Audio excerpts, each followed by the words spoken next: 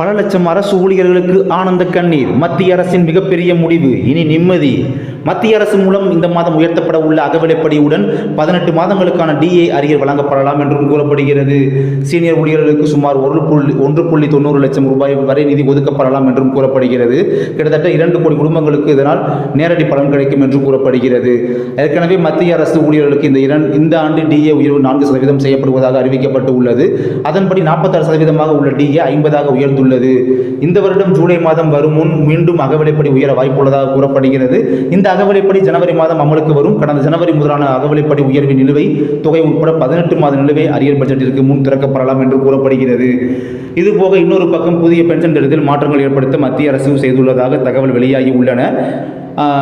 முடிவு செய்துள்ள தகவல் வெளியாகி உள்ளன. ஊழியர்களின் கடைசியாக வாங்கிய வருமானத்தில் 40 முதல் 45% பென்ஷனாக கிடைக்கும் வகையில் விதிகளை மாற்ற உள்ளனர். அதே ஒரு சமயம் பழைய ஓய்வூதிய முறையானது ஒரு பணியாளரின் கடைசி ஊதியத்தில் 50% என்னவோ அந்த அளவிற்கு நிலையான ஓய்வூதியத்திற்கு உத்தரவாதம் அளித்தது.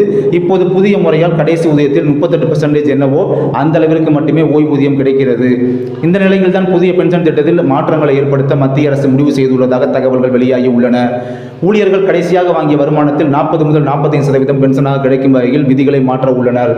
இதுபோக மத்திய அரசு ஊழியர்களுக்கு இந்த ஆண்டு வகைவிலைப்படி உயர்வோடு சேர்த்து HRA உயர்வும் இருக்கும் என்று அரசு வட்டார தகவல்கள் தெரிவிக்கின்றன. அதன்படி தற்போது XYZ என்று 3 பிரிவுகளில் HRA சம்பளம் தரப்படுகிறது. இவை முறை 27%, 12%, 9% ஆகும். இந்த நிலையில்தான் எல்லா பிரிவிற்கும் தலா 3% உயர்வு இருக்கும் என்று எதிர்பார்க்கப்படுகிறது. பொதுவாக அகவிலைப்படி 50% தொட்டால் மட்டுமே HRA உயர்த்தப்படும். இந்த முறை பல்வேறு மாநில தேர்தலை மனதில் வைத்துக் கொண்டு அகவிலைப்படி 54% உயர்த்தப்படும் என்கிறார்கள். மத்திய அரசு ஊழியர்களுக்கு இந்த ஆண்டு டிஏ உயர்வு 4% வரை இருக்கும் என்று அரசு வட்டார தகவல் தெரிவிக்கின்றன. அதன்படி 50% உள்ள டிஏ 54% வாய்ப்புள்ளது உயர்வதற்கு.